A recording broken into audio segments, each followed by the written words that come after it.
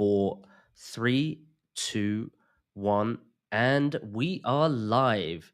Whenever you are, wherever you are, thank you for joining the Design of Everyday People, where I talk to designers from all over the world and where you get to ask them literally anything. So stick around to the end when we get your questions answered. But let's start by making this session as interactive as possible. So if you're watching from wherever the city, country you are, just drop that in the chat on LinkedIn or on YouTube. Let's just mute this as there's that lag. Okay. And again, you can drop any questions as we talk with our guest today, and we'll answer your questions at the tail end of this conversation. Okay. And hopefully I can show some of the folks that are just joining us now. But before we start with this conversation today, I want to tell you about our sponsor. I am partnering with my buddy Raj from Shift UX for an amazing free webinar designed to get you hired in 2025. So we all know that the market has changed. It's tougher, more competitive, and what worked a few years ago just doesn't quite cut it in today's market. And Rajeev has been in the trenches helping designers navigate these challenges and bringing some serious insights to these sessions. So in this free 90-minute webinar, you'll learn how to make your portfolio stand out in a sea of applicants, the right way to network and get referrals without feeling awkward, how to identify your unique value proposition that positions you as an ideal candidate. So, not just basic advice, it's actionable strategies that you can apply right away. So, how do you do that? You just scan this QR code in the top left. And the best thing about this is absolutely free. So, the webinar is happening on February the 24th, 12:30 p.m. EST. Please scan that QR code. I'll leave that for the rest of the event. So if you are so inclined and you want to know how to get yourself a new job or just how to navigate this market in general, or even know how to build hiring processes within your own teams and what to look out for, then you can go scan that QR code to join that free webinar. I believe the capacity is like 200 people, but we've already filled up 177 of the slots. So there's not many left, guys. So if you're serious about landing a role in UX, this year, don't miss out. Let's get back to the show. So here we go. Oh, we have a bunch of people coming in. Berlin, Ghana, Bangladesh. Oh, just so many. San Diego, Argentina, Paris. Okay, this is becoming a bit of a global stream. Okay, just so many folks coming in. Thank you for tuning in, guys. Okay, so I should probably kick off this session. Well, welcome to How to Master Product Design. Let's start with quick introductions, and like always, I'll go first. I'm Chris, the founder of UX Playbook, but before that, a self-taught designer struggling to get into UX. And now I spend most of my times helping designers navigate a fuzzy career. And from building your first portfolio to leading your first design team. And fun fact, I'm a self-taught product designer. So I think within this conversation, I'll have a lot of things, one, to learn, but also to share. But that's enough about me. Let's bring in our guest, Filippo, head of product design, founder at Designery, and someone that makes killer visuals on LinkedIn if you haven't seen them before. So let's get him out here and find out more about him. Hey man, how you doing? Hey man, all good here, all good. Super pumped for this. Really nice to see everyone coming in here. Super excited. Yeah, we have so many people from all over the world, and that just makes me happy that, folks are tuning in from all different time zones. Hopefully it's not too early or too late for a lot of people. But I want to start this conversation for the folks that don't know you. Could you tell us more about yourself?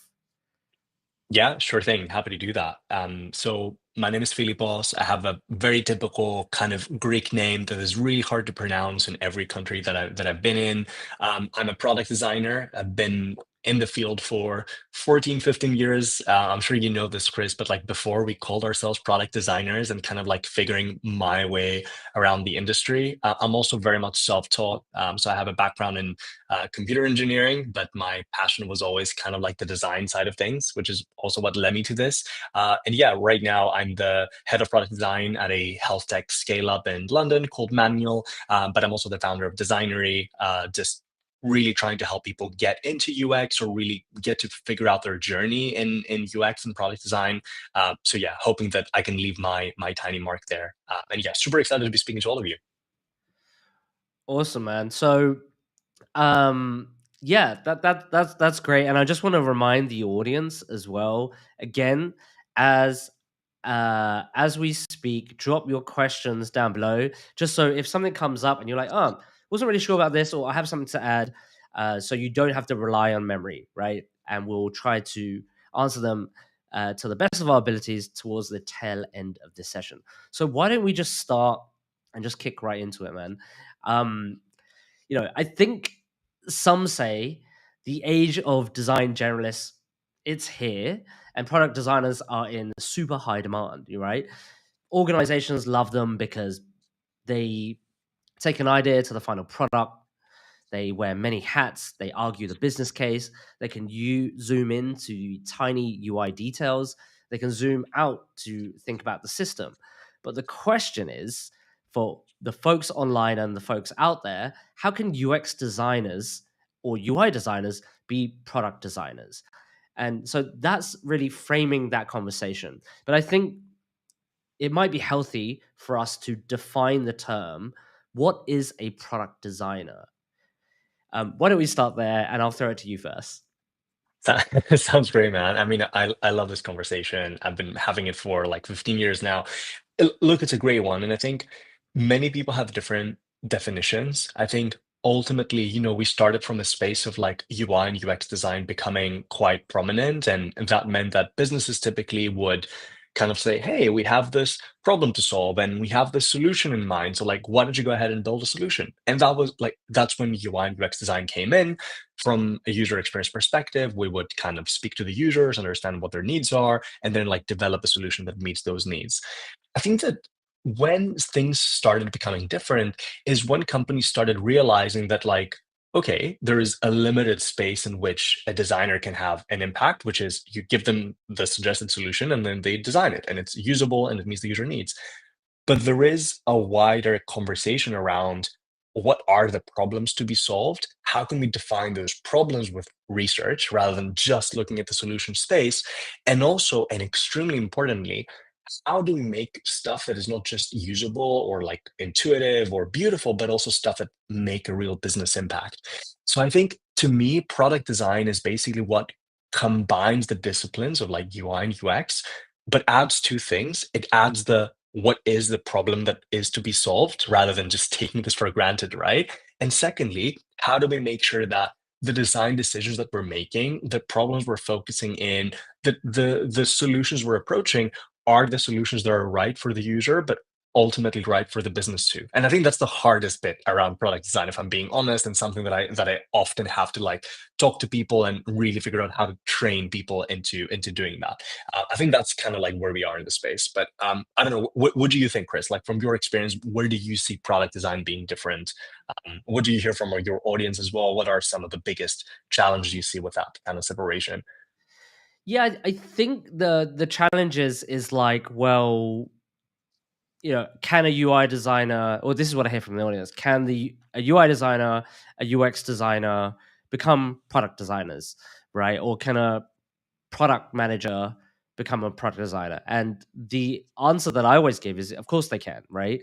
It's just how much can they zoom out and care about all the facets that you spoke about.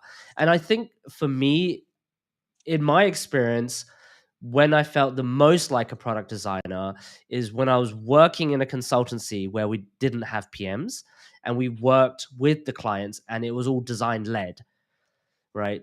And that I think at the beginning of any project or any product or any idea, it was sort of taking the inputs, but also helping the client or guiding the client to why it would be interesting to explore this, or here's the an interesting need of the user, and here's how it could help your business. Have you thought about this? Right? Of course, they are the experts of their business, but sometimes they're just so one dimensional, or haven't thought about it in a way that maybe we have. So I think that would be what I think about. It's almost the combination of a designer and a PM. Um, is that oversimplifying it? Do you think, or I think there's a lot of truth in it. And to be honest, like even if we look at today's industry, like take every company out there, like slice it into samples and take, small startup, big company, consultancy. If you ask them what a PM and what a designer do, there's so much overlap, but it also changes so much from company to company. Like you have, what I've seen is you have companies where PM drives a lot of the discovery and the research and works really closely with the designer. And then there's companies, like especially larger companies, where the PM actually, doesn't take on research or design or anything at all, but they do take on, let's say, ownership of their roadmap. What should be the next thing that we drive in terms of business impact? And then like the whole discovery and solutionizing is up to the designer, and they feel like they'll draw in like the PM when they need to.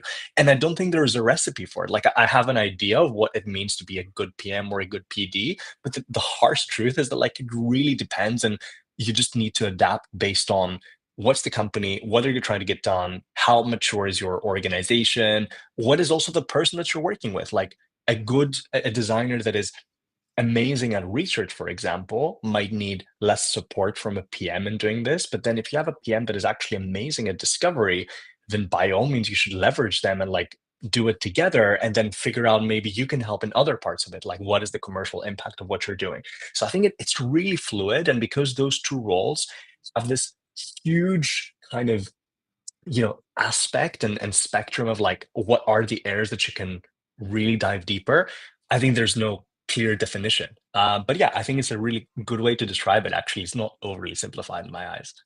yeah, I think about it like football players on like FIFA, where you have this like radar chart, and like of course one person's going to be more speed, more strength, better at dribbling the ball, and I think like product designers out there, you have your strengths and your weaknesses, right? So it isn't, I guess, all product designers are the same. Of course, we have different things, but covering those like three areas that you mentioned makes a lot of sense.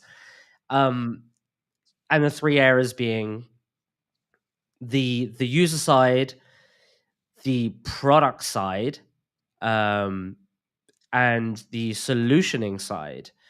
Product side, you could also map that with the business side, right? Yeah, Um, yeah, yeah. so you mentioned something that was really interesting, which is like kind of picking the right problem to solve. Could you elaborate more on that? Yeah, I think this is one of the most fascinating areas for me in product. It's basically like we went from like years and years of kind of the business picking the problem to solve and saying this is the key for the business, this is the problem we should be focusing. But then slowly we realized that designers then spend so much of their capacity like solving the wrong things. And by the way, this is a really hard thing. There's no easy way to understand whether you're picking the right or the wrong thing. But I think there was clear that there's a big opportunity for a designer, even a PM and a tech lead, to say, actually, we don't believe this is the right problem to solve. And a company will have like 1,000 problems, and picking the one that you're going to spend weeks or months like solving is really, really crucial. And this is why I think the designer and the PM's responsibility is to really assess, like, is this the right bet we're placing? Are we focusing on the right thing? And you know what? Even if we've done some work on maybe the wrong problem or a not as impactful problem, what is the right time to say, actually, no, you know what? We need to step back and say, this is a symptom. Maybe there's something else that's causing this problem. Actually, this is what we need to solve. And a great example of this is designers will often focus on usability, right? Or, a PM will say, hey, conversion is our biggest problem. In this step, we're seeing a drop in users, right? We need to convert more users, but we've highlighted this thing. So there must be something wrong with the usability, or there must be something wrong with like the design of the page. So let's come up with like 5 different permutations. And what we often find is that there is a symptom, like there's some data that indicates that something is wrong, but the actual problem lies way earlier. It might be that you're not addressing the right user problem. It might be that you're trying to sell something that the user just doesn't want to buy. And no matter what layout or design or anything you put on top of it, you're never going to manage to make it work. It might be that you're asking for input or you're asking users to convert at the wrong time in the funnel, right? So getting that ability to identify like what is an important problem and what isn't, and usually that is a combination of like what are the business priorities and what are the user problems and where do those things kind of connect. I think this is probably the most impactful thing that a product designer can build, and this is what we commonly define as like product sense. The only tough thing is that there's no given way to develop product sense. It's so freaking difficult. Yeah, exactly. A lot of, I guess, trying to solve the right problem sounds like asking a lot of questions and figuring out which question to ask, right? Do you have like a mental model or a way to kind of approach this? Absolutely, yeah. So I think, and before I mention the questions, I think there's one thing that in my eyes really separates amazing designers from like good designers. And I think that's being curious. Like I think you find that the best people at like solving problems or understanding problems are the people that are like constantly questioning and constantly being curious about things. So like if I go back and thinking of myself when working like as a founding designer with startups, I've always been curious about everything. And I see something in designers and it really makes a difference. So stakeholder says something, a commercial person or a marketing person, you're asking, oh, why? Tell me more about this. Like, let me understand this. What have we done in the past around this? What problems are you facing in your area? Maybe a researcher mentions something. You're like, oh, why? Like, tell me more about this. Maybe an engineer says something. Tell me why, tell me why, tell me why. So I think it all starts from being really curious about everything you're hearing and not just taking it at face value. I think that is number one before we mention any kind of framework or mental model. Then I think whenever you start working on something, someone mentions a problem. Maybe it's someone put like a task in your project management software, or maybe like a business stakeholder has asked you something. I always go very simple. I always try and ask a number of questions, and it doesn't matter if you're doing this on a whiteboard. It doesn't matter if you're doing this in a PRD, like a product requirements doc. It doesn't matter if you're doing this over a session. Like, what is the problem? All right. What do you think is the problem? Just let's start with that. Like, what do you think is the problem? Because often it's like, oh, we need to do a redesign of this feature. And you're like, what is the problem? Right. So we started really basic. What do you think are we solving here? Then um, what is the audience? What is the user that is being affected by this? And what are other stakeholders around this? Because, especially if we're talking about B2B as an example, maybe there's a user experiencing the problem, but there's also people like the decision makers and other people in the business being affected in that problem. What data do we have about this problem? So is this just your assumption or is this based on something? And by the way, I'm completely happy with problems that come from hunches and assumptions. Like it is part of the work that we do. And sometimes we might have a hunch that something is off and then we need to look at it. But understanding how much data you have on a problem, and that data, by the way, can be either quant or qual data. So have you done any research on this? Has there been any research from the market in this? Are there benchmarks around this? Do we have any analytics that are relevant to this? Have we spoken to our customer support team around this? Like, what do they hear this from our customers? So gathering all the data that you have around the problem is probably one of the most impactful and essential things to do. And yet it's almost never done right because we always say we need to move quickly.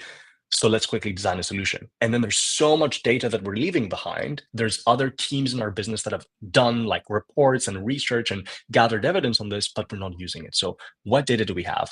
And then if we go towards kind of like the solution side of the problem, have we tried anything in the past to solve this? Have other businesses tried things? How are they solving it? And why are they solving it like this? If there's a huge business that is 10 times our size and is following one or another approach, it's always worth considering this. Like, why are they solving it this way? Do we have any suggested solutions for whatever reason? Even if those are just based on assumptions, it's good considering like what are the suggested solutions of the team. And then extremely important, what are we hoping to do if we solve it? So let's say everything goes right, right? How do we know if we're successful? Because obviously you can't judge something like the success of an initiative by, we completed this, or we did some interviews, or we, run a survey.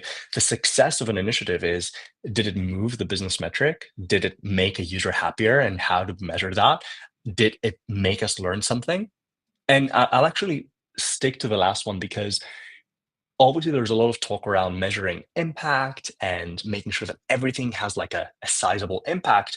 It's not always about the impact, because not everything you do is successful, but it's also about the learning. So sometimes it's also important to say, well, you know what? This problem is defined by answering these questions. Well, one of these things is, what are we going to learn if we do this? What are we going to learn through like solving this problem? And maybe that is how we're successful. Maybe we didn't move the business metric, but we're actually very successful because we actually learned one, two, three things that will make our next initiative very impactful. So yeah, that's where I would start. Like, what is the problem? What is the evidence that we have? What kind of data do we have, qual or quant? What is the audience that is being affected by this, either directly or indirectly? What are other companies doing around this, or what have we done in the past? What are the suggested solutions? How do we measure success if all goes well? Dude, that was so good. That was so good.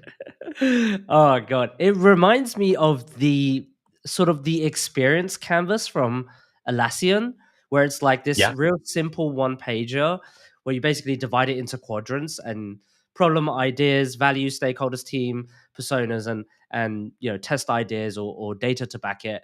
And that's like a really healthy way to just like, can you brain dump on like a one pager that's like really easy and quick to share. But it also sounds like there's so much like upfront work, even deciding.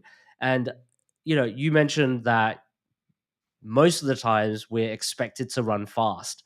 So how does this play out in day-to-day life at work, where it's like there's so much to consider, but then at one point sometimes there could be some analysis paralysis. How do you kind of solve for that? I think that's such a great question, by the way. I think this is this has been tormenting me my whole career. And the truth is, like, I think there's a couple of things here. The first and most important thing, especially for junior or mid-level people that are listening to this, is like, there's no perfect process around this, and there's no perfect expectation of what you need to get at each step of the process. And that doesn't just apply with like defining problems, it applies to every single thing that you're doing in design, right? With discovery, with defining, with ideating, with design. So I think for starters, you don't need to get everything right.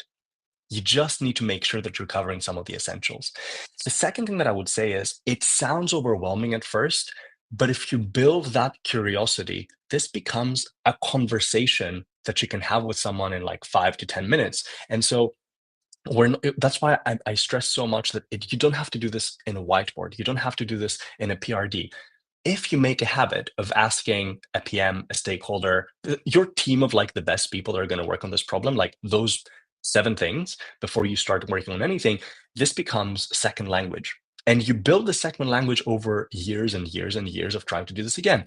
And the first time you do it, it feels awkward and it feels uncomfortable, and it might even feel a bit like mechanical. But then the second and the third and the 10th time you're doing this, it almost becomes let me just take 10 minutes to make sure we'll align on these things. Now, to cover the most challenging bits, sometimes you don't have answers to all of these questions. And that's completely fine. Like, maybe you haven't done research on something. Maybe you don't have data on something. Maybe you're a very early stage business and you don't have advanced like product analytics. So you don't know enough about this. You have a hunch, you've seen something from a few customers. It's okay. It's okay to say, you know what? Yeah, I'm getting answers to 3 of these 7 questions. And that's better than getting answers to none of these questions. So being okay with that imperfection so that you're able to move fast is, I think, something that is really important for every designer. And I think, and that is something that we might cover in a bit as part of our conversation, but I think most designers that I see struggle a lot with like imperfection in the process, and they say, "Oh, well, we haven't answered all of these things. Oh, we haven't done. Oh, we haven't spoken to users." The truth is that like there's never a perfect process, and being able to have that sense of what is really important for you and for the business, and then moving on and saying, "You know what? That's good enough. Let's try something. Let's get some learning, and then let's figure out the next thing." I think this is what's really important. I think the last thing that I'm going to mention, because obviously you mentioned things like speed, every company loves speed. Who doesn't like speed, right? And so imagine if you're a PM or you're a business stakeholder or you're the founder of a business, like even worse if you're in a very small team of 5 people, and they're like, "Hey, we need to really move fast and build something that works." And the designer goes like, "Oh, no, no, no, hold up. We have a process to follow here. I need 3 weeks of doing discovery. We're going to do some workshops together. We're going to come up with some ideas. In a month or 2 months from now, we're going to have something." Like, no, that's a no-go, right? So I think being able to say, "You know what, from the 50 things that I've learned in this boot camp that I did, or in this course, or in this thing that I read online, actually there's 5 or 6 things that really make a difference. And those things are never the same. And so I'm going to focus on these things when I'm pushed for speed." That's what's really important. And then there's other things or other times where people might push for speed, and you might be able to like to say, "Hey, you know what, if we do this very, very fast, it's very unlikely we're going to succeed because it's not a problem we know enough about. We haven't done any research. It's a new problem that we don't can't really take inspiration from other businesses. So actually I think we should take more time." So I think that balance of saying, "I need to do this at a very fast pace, but and I still have enough to do this, so I'm okay with imperfection," versus, "I don't have enough time to do this, and I need to spend more time on it because I don't understand this problem enough." I think that is a really fine balance, and that's really difficult to build. But I would always say, like, you are the person that always knows what's important based on what are the areas you have the most confidence in. If you're very confident that this is the right problem, then yeah, maybe you don't need to redo interviews or redo surveys, like go straight into solutionizing. If you don't, then yeah, take more time to do this piece of work, because otherwise it's very unlikely you're going to be successful. Right. That makes a lot of sense. And I think it's also like the perfect segue into designers being adaptable, or how to build adaptability within sort of your journey in design. And I think a lot of things you mentioned there, like asking potential questions, but not expecting the perfect answer, right? Or the perfect amount of confidence to move forward. Maybe there's a thing as just enough. But how do you think about when you coach your team and designers out there? How do you think about adaptability, and how do you suggest designers on this call kind of work on? What should they be working on? Yeah, I mean, this is a topic I'm very passionate about. I think there's a couple of things to being adaptable. I think, firstly, generally speaking, the best people in any job in this world need to be adaptable, right? There's no job where you don't need to be adaptable. So I don't think we're special as designers where we say being adaptable is great, right? I think there's a couple of things. Being adaptable in terms of being open to exploring like different skills and different disciplines and spending more time in one or the other without that always being the same, I think is very important, because the nature of any modern product is also very adaptable. Like there's some times where you're going to do, the same of everything. You're going to do a bit of research here, a bit of design, a bit of working with engineering team, then you're going to launch. But there's also other times where you might need to do a lot more research or discovery for something where you have very low confidence. And then there's other times, which is definitely the case for many businesses out there, where you have no time to do anything and you just need to go with like a gut design and launch it and see what happens. So I think being adaptable, both when it comes to like the disciplines that you're covering, the hats that you're wearing, but also the process that you're following, is, I think, extremely crucial. And I think it's crucial not just from the designer's perspective, because I think for once, I think it really helps you keep sane. I think people that are not adaptable find it really, really hard to operate in modern design teams because they do expect something to always stay the same, and it never does. But secondly, it creates a very different impression to the team around you because ultimately everyone will look at you not for the process that you're following or the way you're creating mockups or the way you're like facing prototyping. Everyone will look at you for the influence that you're having in the business and what is the actual impact of the work that you're doing. Everyone will look at you for the way that you're communicating, for the way that you're collaborating with people, and ultimately you need to be adaptable for all of those things. People will remember that, you know what, even though this wasn't Chris's first thing on his job description, he actually moved mountains to help us get there. Even though like he didn't even know how to get there, right? But he wore multiple hats, he adapted, he helped us get there.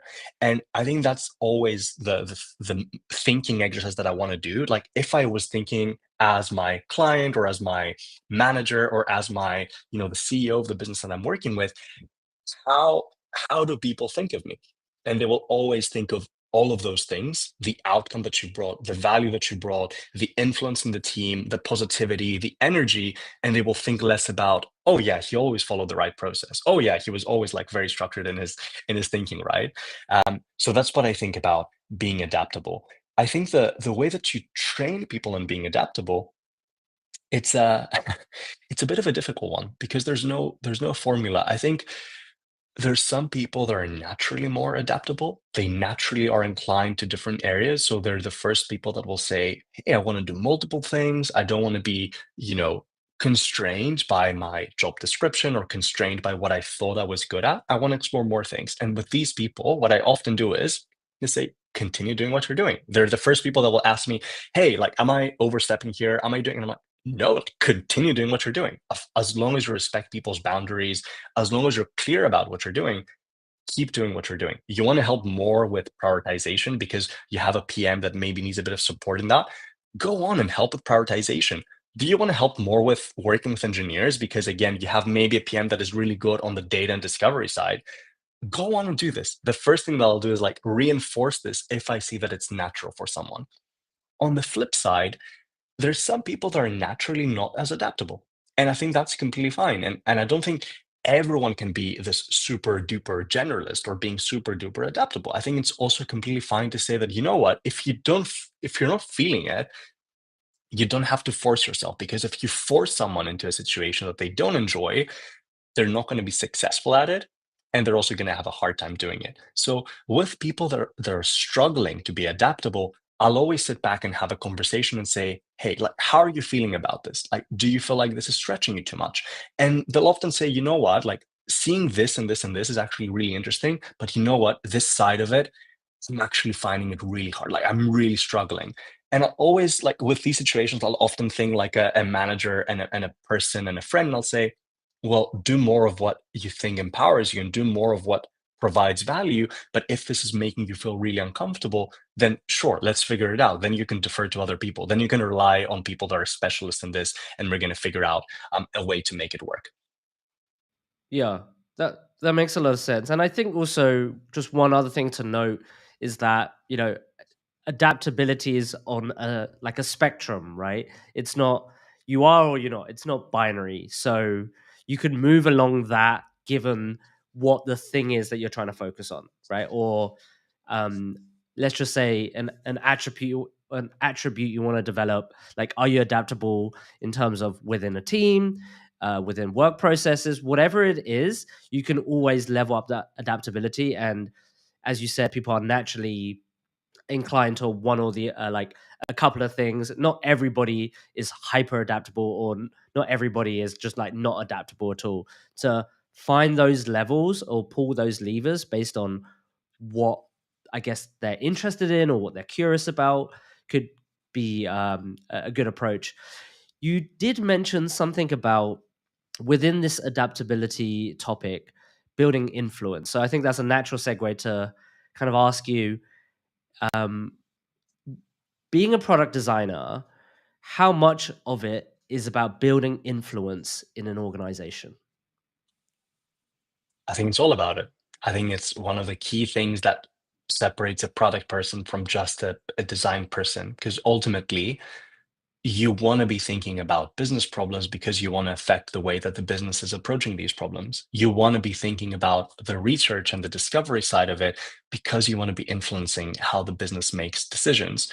And I think, again, this isn't to say that if you're not very influential, you're a bad product designer. Like it's not that, but it is to say that you can be a very impactful and successful product designer if you find a way to gradually build influence. And by the way, you can build influence as a freelancer, as a contractor. You can build influence as an individual contributor in a business. You can build influence as a leader. So I think influence has nothing to do with just being a manager or just being a leader. I think you can build influence at every part of the spectrum. Now, the way that I always approach influence is a number of different things. Ultimately, I think every product designer needs to do two main things to have influence. They need to be great on understanding what the business is trying to do and speaking that language, and they need to bring the customer at the forefront. And that is the only thing that they need to get right to build influence. And then, of course, you can complement it with other things. But if you do these two things really, really well, you can build a tremendous amount of influence. So if I was to kind of like split it up, I would say one is with every conversation that you're having, you have this incredible superpower that is you can champion the customer. You can be the first person that speaks about the customer. And that is such a big lever for influence. And it doesn't matter if other people are involved in the research. Ultimately, the business will depend on you to bring the voice of the customer. So a great example of this is if let's say you're in a meeting, whether you're freelancing or you're working on this company and you've done some research, perhaps you've done some research with other people, and then you're having this conversation on like what is the right solution to approach, or what is the right way to implement this, or what is the right design. If you always start your conversation with, well, based on what we know about the customer, at this step of the journey, this is what happens, and this is how they feel, and these are their biggest pains, and surfacing things like videos and quotes and testimonials and really expressing how bad something is, that is one of the best ways to build influence without really having to change anything about it. And I've heard this from a manager of mine like many years ago, and it's something that I still do till this day. With every conversation, I always zoom out on like, if we just take a step to think about what the customer is experiencing at this point, this is what we know about them, and this is how they feel, and we know how badly they feel about this. So that is instant influence. The second thing, and the other part of the conversation, is the business side, right? So ultimately, like businesses want to keep their customers happy. There's no business that doesn't want to keep their customer happy. But that is only one side of the equation. Businesses also want to be successful. And in today's world, like everything will be measured. And so when you overly focus on the customer without it being reflected in a business problem, or when you focus too much on what you're doing rather than why you're doing it, businesses tend to find it hard to understand why you're doing, and they tend to really go in a different direction where they feel like there's more influence. So to give an example of that, to make it clear, let's say you're going in a session, or you're sending someone a report, or you're having like your annual review and you're figuring out what to prioritize. If you say things like, well, we need to do this redesign of this feature because it feels very outdated and it doesn't use modern design trends, the business is hearing, I don't, I'm not listening anything that will be like have an effect on the business. If you say things like, well, there's this user problem that we heard from this one user, but by the way, there's like 1,000 other things that the business considers more important, then again, you won't have influence. But if you've been having conversations with the business stakeholders, if you've been having conversations with the founders so that you can understand what they care about, like what are the most important business metrics? What is the business prioritizing from those 1,000 things that you have? They're probably prioritizing like 5, 10 things. So when you make that connection and you're saying, you know what, we did all of this work and we think this will be very influential for, lowering our retention rate for these types of customers, or increasing the conversion rates in this particular funnel, or making people happier at this part of the journey because this is going to have a real reflection in this company metric, that's when stakeholders will sit back and say, oh, yeah, that makes complete sense. And that's when you start building influence. So, in summary, the best way that I would describe it is you can build influence by combining two things, combining outcome and impact, with what the customer is saying, which is also your job as a designer, which is to, to find user needs and how they address business problems. Once you make that connection, influence starts becoming much easier. Now, on that topic, I think once you've made that connection, you're someone that understands kind of what are the important business priorities, what does the business consider important, and you also have the voice of the customer. That's when you're bringing in some things to really empower you and make your voice more heard in the business. And I have a number of things that I use for that. One is that I try and involve people as early on as possible in the process. So let's say you're your typical product trio, you're part of a product squad in a business, you're doing some great work, and then there's business stakeholders or maybe the founder if it's a very early business, and then you work in silo and you're doing all of those things, and then you're doing this big presentation to a stakeholder. You're like, this is what we think is the solution, and they're like, nah, hate it. And it's like, okay, um, it's a very hard moment for anyone to drive influence at this point because they know nothing about what you did. They just saw a presentation or a design or a solution. They haven't been part of what you were doing. So it's very natural for them to say no, especially if they have some preconceived like solution in their minds. But if you involve them a lot earlier and frequently, that's when you can really drive influence because ultimately what you're saying is, hey, you're part of the commercial team, you're part of marketing, you're a founder, you're whatever stakeholder, pick what you like. Try be involved in our research. Try be involved in our design sprints and our planning. Try be involved in some of our ideation sessions so that you can also make your voice heard. Like if you have suggested solutions, come work with us. Like we'd love to hear these solutions. Maybe there's a great solution in there. So that if you bring them along and they become a partner rather than someone that just receives a proposal, then that's how you drive influence because they can see how the customer thinks. They can see what solutions you're exploring and how you're deciding. And then when the time comes and you're like, this is what we're actually thinking is the right thing, they've been part of the whole journey. They're gonna be like, yeah, I'm with you. It makes 100% sense that we went with this decision. So involving stakeholders as early on as possible, especially, I mean, that's only in companies where you can do that. Obviously, there's some companies where it's much harder to do that. But if you have some stakeholders that can be your sponsors and product, I think that's a great way to influence. And the last thing that I would say is storytelling. Now, the whole design industry talks about storytelling. I'm not going to tell you that I have the perfect formula for storytelling. I go very simple with these things, but there's amazing creators out there talking about storytelling. Ultimately, especially as you go into your senior or leads kind of years as a designer, the way that you also express everything, the way that you communicate your decisions, the way that you make people feel about the customer, that can also be like extremely influential. So I'm gonna close this topic with I've always used a very simple method of this. Like whenever I talk about something, I always start with like, what is the problem? Again, bringing it back to the basics. Okay, let's take a step back. Let's think of what our problem is here. What is our hypothesis? Why are we doing what we're doing? What do we know about the customer? If, again, like I was saying before, if we think about the customer, this is what they're experiencing, and this is what we've heard of them, and these are the quotes, and this is a video reel of what we've heard from customers. Now, based off of that, here's our approach, and we think this is the right solution for it because of XYZ. Now, we explored other solutions, but actually, we feel like this will be extremely impactful to meet our business result, to change this conversion rate, or to sell this product to our customers, or to lower retention rate. Now, any input on that? Would love your suggestions. So, as long as you follow that really simple toolkit, like really setting the context and the problem, showing the evidence, just mentioning the approach, and then going really strong on like, we think this is the right solution, and we have confidence because of XYZ, I think this is a really easy and simple way to incorporate storytelling in everything you're doing without thinking of too many different formats. But again, lots of people in the industry will disagree with me. They will say you need to use this toolkit and that toolkit.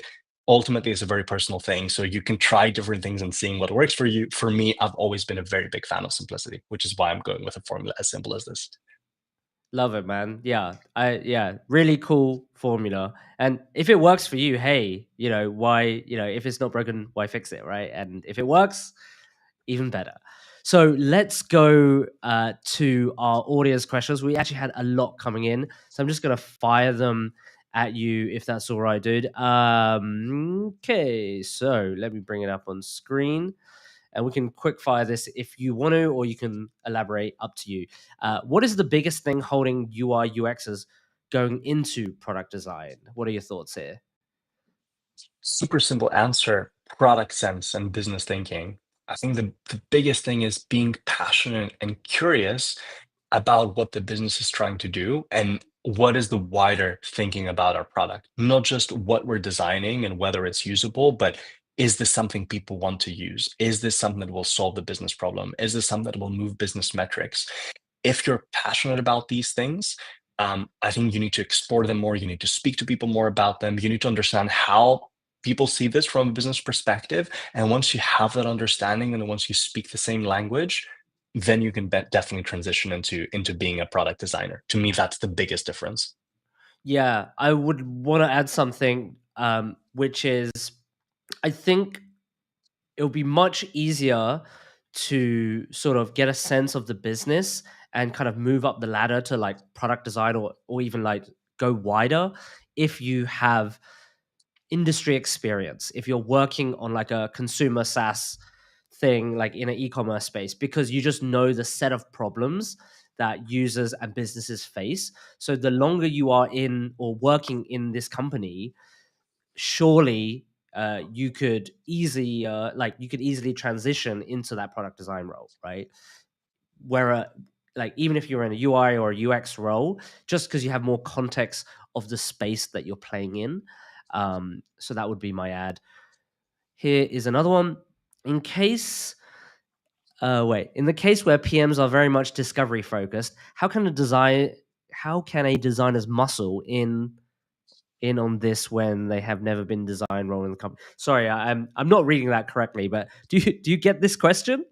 Yeah. I think it's a very interesting question. Like, obviously, at like before we answer the question, I think we can all agree that it's really important for a designer to be involved in discovery, right? Like, ultimately, I do believe in the product trio. I do believe that PM, PD, and tech lead should be involved as much as possible in discovery. I do even believe, like I was saying before, that some stakeholders should also be involved in discovery when is possible. Now, let's say you have a PM that is like really discovery focused. That's a great thing. Like, it's not the case for every PM, so that's a great start. I think the first thing you can do is like really figure out, do you want to own discovery along with that PM? In my mind, you should. Discovery should be a thing that the product designer owns. But perhaps you're a UI UX designer, you're trying to transition in this more generalist field, so you're not sure how to approach this. I would approach this the same way that I would approach training a new skill or training for a new level of seniority, which is like I will shadow that person as much as possible. If I'm not that comfortable doing discovery, maybe I know a few research methodologies, but I'm not sure what are the right bets to place or like how to interview users or how to recruit them. I would just shadow that person and say, hey, I really want to be involved more in discovery. You're doing such a great job at this. How can I learn from you? Because I want to be able to like lead this alongside you.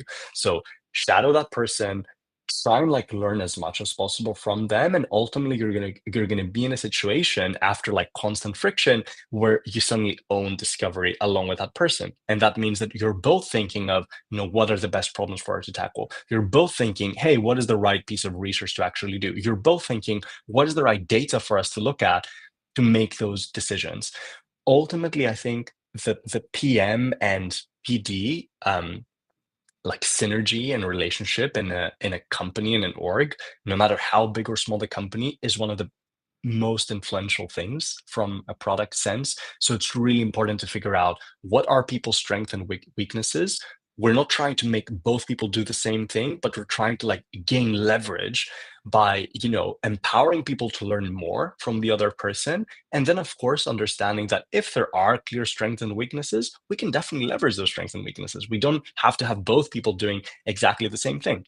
So I guess the way that I would express this in an example is, if you have a PM that is really like discovery focused, it's really impactful to pair them with a designer that maybe is like extremely skilled visually, or maybe is like extremely good on the solution side, because then you have an extremely impactful duo. And of course, the designer should be involved in discovery, but if the PM is amazing at it, like Let that be your leverage.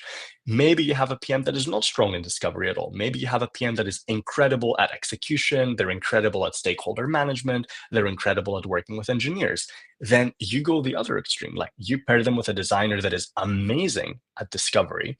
You pair them with a designer that can really figure out what are the right problems, can really drive research, and then you have a very impactful duo. And that is why I don't think there's a perfect formula for a PM and a designer. It always has to do with the people and their respective strengths and weaknesses, but they can also always learn from one another so that they can build this product sense and thinking and execution as they work together. That makes sense. And I think a similar question came in: how does the product designer role fit with the team in PN? And which you just answered it. It's not separate; that they're working together based on their strengths. So another question I had here, Filippo, is around doing research as a product designer with limited funds and capacity. How does that work? Given your experience. Yeah, all-time favorite topic. Had to do it maybe 20 times in my life, so I'm very, very passionate about this.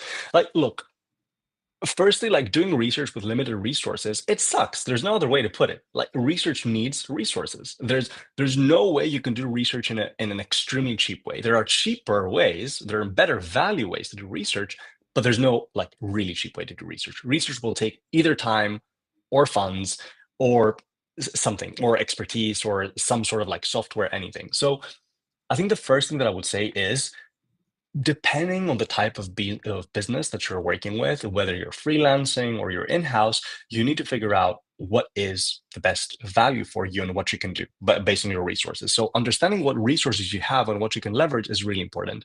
To give you an example, let's say you're working with an early stage B2B company. You can't easily do research on the market because that will be very expensive. Like you need to pay recruitment agencies or recruitment platforms. You need to spend a lot of money to speak to users.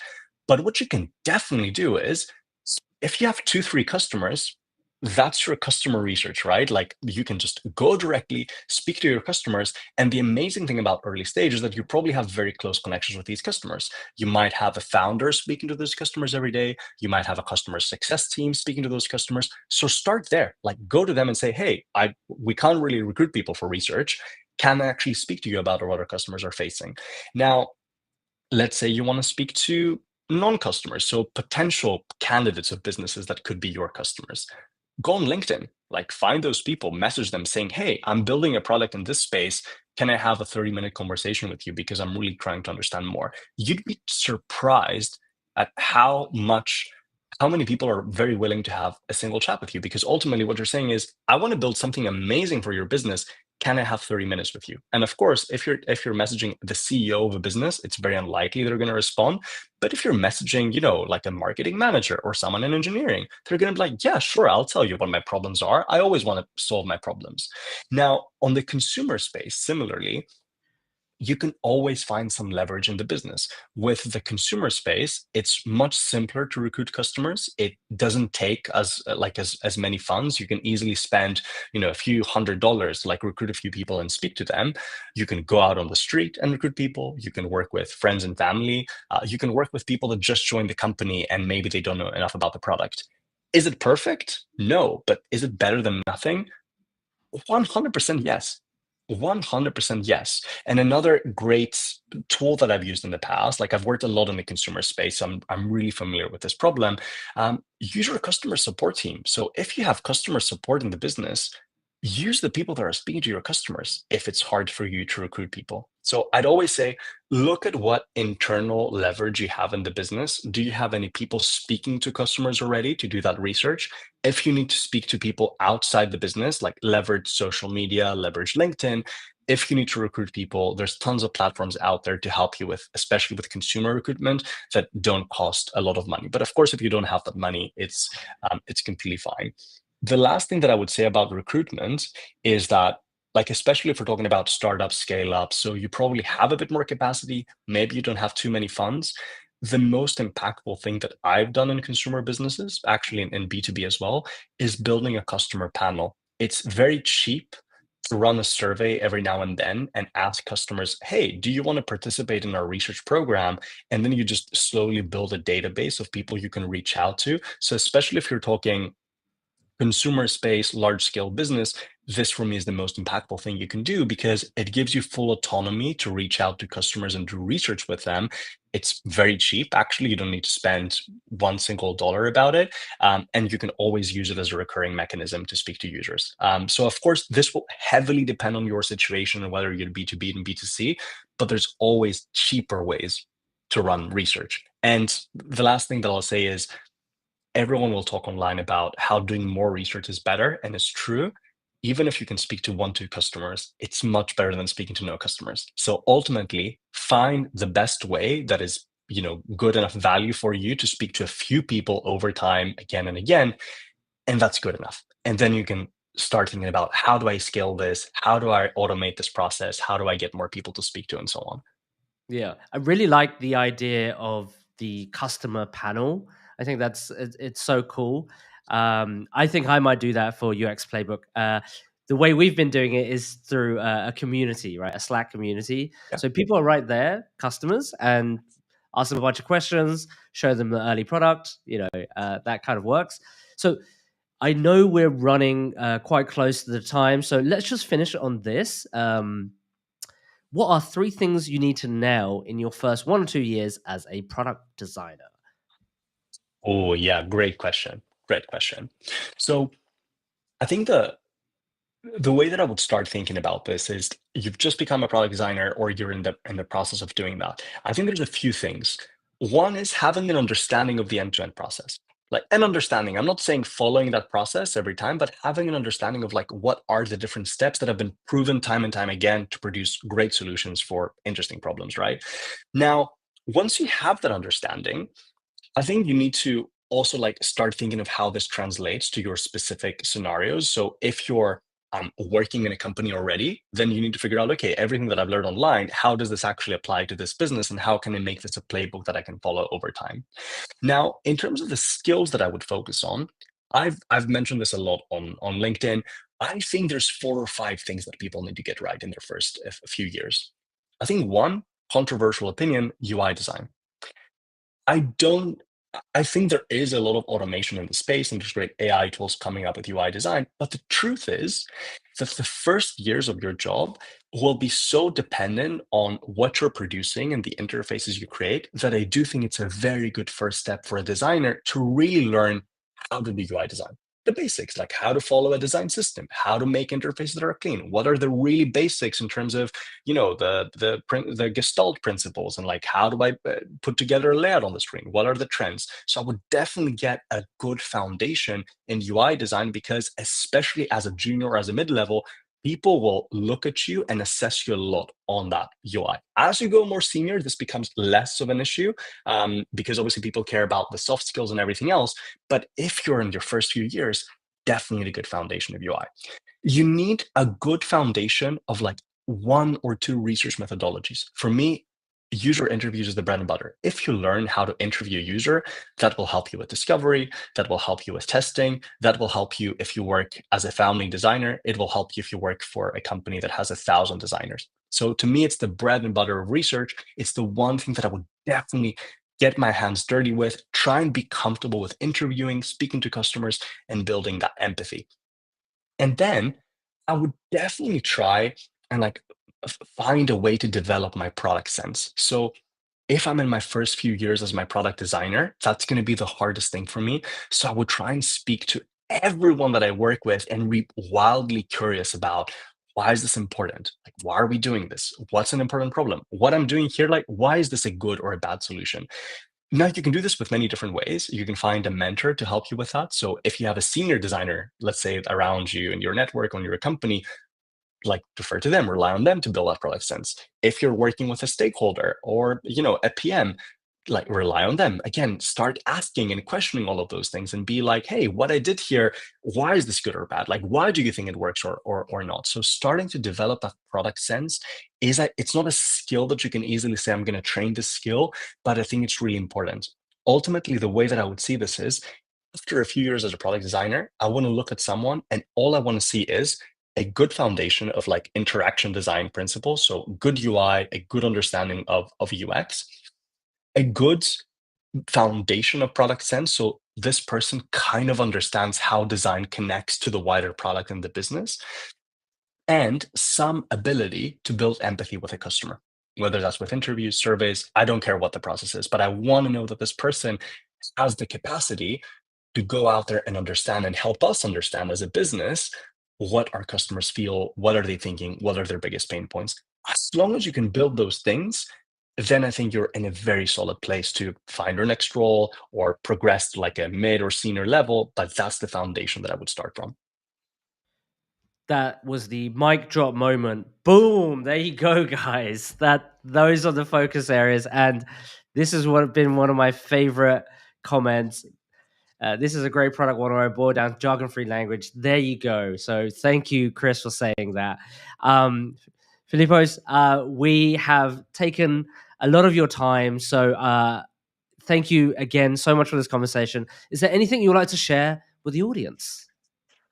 Yeah, absolutely. I mean, first of all, this was amazing. I had the best time. So, Chris, thank you so much for inviting. And yeah, this was a great conversation with many of my favorite topics. As Chris mentioned in the beginning, like for the past few years, I've been building designery.com, and what I really wanted to do is everything that I wish I had at the beginning of my career 14 years ago, I'm trying to put together in a course. So next week we're launching the product design masterclass in Designery.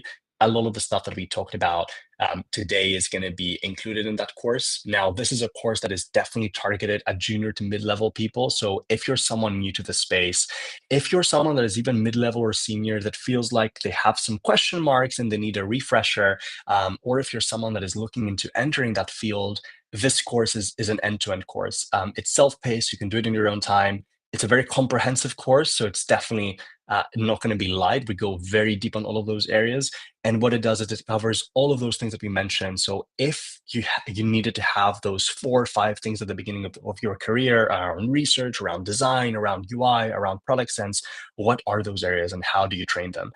It's backed with examples, live demos where I try and do the work in a way that explains to others how to do it. So yeah, hopefully you're finding it interesting. We have a pre-sale right now where you can get 30% off, and that's until next week. So hopefully if that's something interesting for you and you feel like it will be beneficial, I would love to see you in the community. Dude, from this conversation, I know the course is going to be kick ass. So, guys, grab that 30% off. Look, literally scan it there, or I'll drop a link down in the comments for everybody after we get off air. And again, thank you so much, man. I'm going to take you off stage when I just wrap up, and we can have a quick debrief after if you've still got some time. Awesome stuff. Thanks so much, Chris. Thanks to everyone that participated. Have the best time. Thanks, man. See you in a bit. All right, guys. So again, Filippos Product Design Masterclass is now on pre-sale. It's 30% off. So if you found this conversation interesting and you wanted to check it out, go check out the landing page over there. And, you know, we probably shared like a percent of what he covers in the masterclass, right? So if you do and are serious about thinking of getting into product design, I think this is a great sort of launch pad for you. So to wrap this up, guys, I also again want to share our sponsor. Don't miss out this free webinar from Rajeev from Shift UX, designed to land you a job in 2025. In this 90-minute webinar, you'll learn how to make your portfolio stand out, the right way to network and get referrals, and how to identify your unique value and be the ideal candidate. Actionable strategies to land you a job is totally free, and the spots are filling up pretty quickly. So scan that if you're interested in a free webinar similar to what we talk about today, but of course tailored for the job search. Okay, and again, if you're interested in more conversations like the one we had today, then feel free to subscribe to that link up there just to get notified for when these events happen. So the next live is on February the 19th, with Ryan Scott, ex Airbnb, ex DoorDash, ex Palantir. Ryan is absolutely a killer in the space.